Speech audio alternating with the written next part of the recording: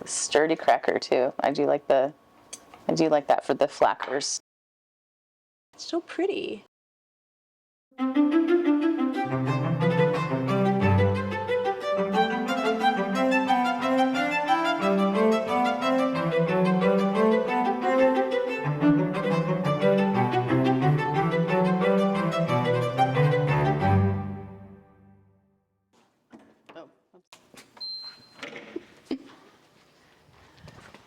Thank you.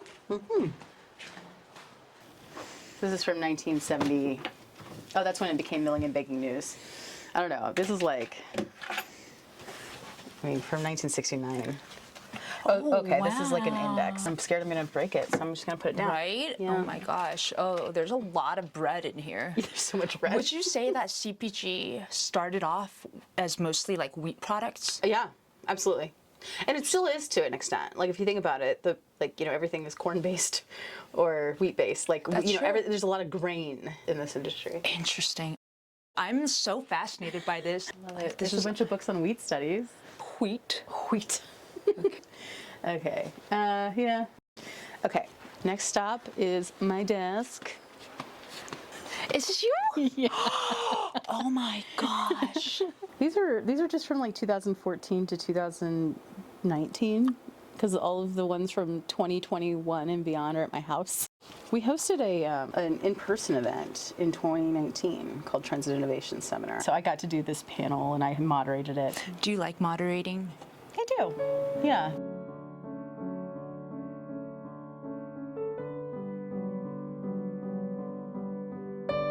I've always loved writing. Ever since I was like 5 years old, I was writing, stories, and I always thought that I would be like a fiction writer. When I was in high school, I joined the newspaper staff, and I realized I think that this is a way that I could make writing into a career. And so I went to the University of Missouri-Columbia, which has a really prestigious journalism school, and I studied magazine journalism there. After I graduated, I worked at the Kansas City Star newspaper for 4 years. During that time, I helped develop and launch a magazine, a weekly lifestyle and entertainment tabloid publication. And so that was a really good experience, and kind of helped sort of build a foundation for what I'm doing now with Food Entrepreneur.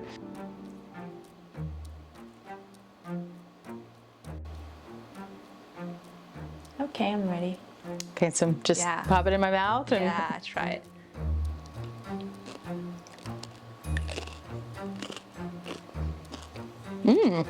Oh, wow. Wow. That's really good. Okay, now I need to get my reaction shot. Okay. There's so much flavor in that, but it all works together. Yeah, the thing I found about having blueberry there, strawberries, raspberries, a really important one. Which is in the jam. It makes your mouth water. Yeah. So the crackers and cheese is the opposite of that. Yeah, drying. Yeah. That's interesting. I can't believe those flavors work together so well. That surprised me. Try it. Yes. Okay. Yeah, I want to hear what you think. I have a lot of respect for people who launch businesses, because I know there are just a ton of challenges, and now it's like there's a lot going on. It's a tough economic environment. It's hard to get funding.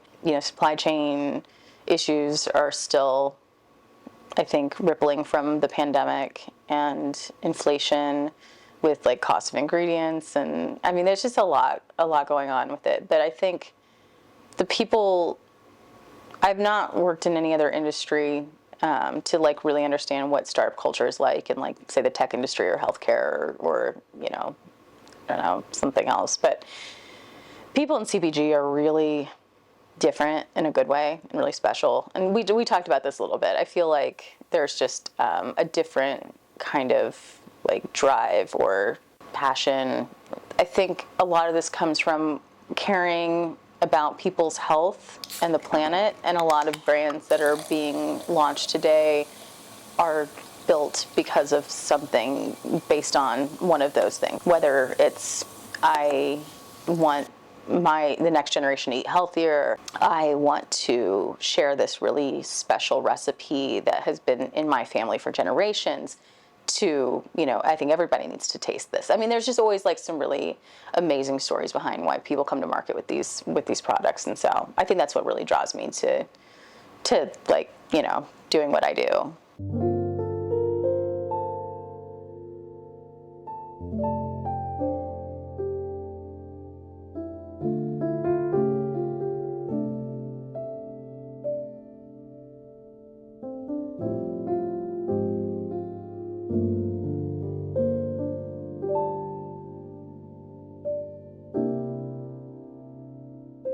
What's your long-term vision for the business?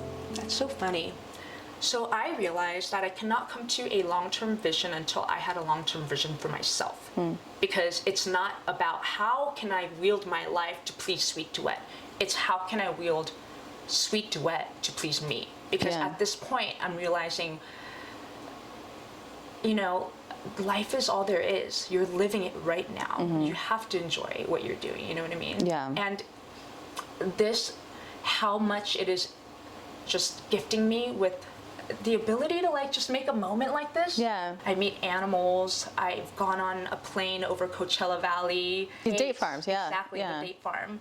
I've done serendipitously been in amazing moments because of Sweetduet. Yeah. Like you and I are here because of Sweetduet. That's right. Yeah. So anyway, long-term vision is that I wish to be able to make this like a solid show. And I see that for my next like 5 years. My boyfriend and I are very interested. Tasty? Tasty, yes. Yeah. Tasty cake. Okay. I just saw Wonder Bread somewhere. Yeah, it was all the way over here. Some of these things I think are original typesetting. Baking and Snack, Milling and Baking News. Southwestern Miller was where it all began. This was the first magazine in 1922. Yeah, there's a lot of history on this wall. Last year when we were celebrating our 100th year, we did like a centennial series across all of our magazines. For that series, I wrote about sort of like the entrepreneurs behind some of the biggest companies that exist today, like the biggest multinational conglomerates. So the Kellogg brothers, who started around, 125, 30 years ago. Milton Hershey. And so that's just it. It's like you think about like people like you as entrepreneurs, and like you're no different than the person who invented cereal in 1896 in terms of, bringing something to life and grinding and working for it.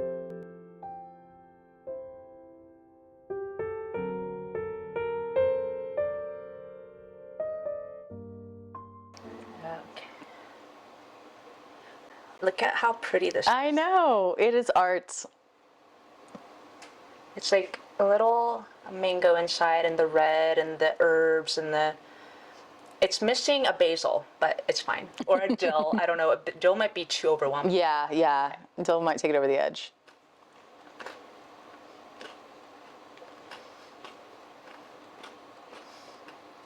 Right?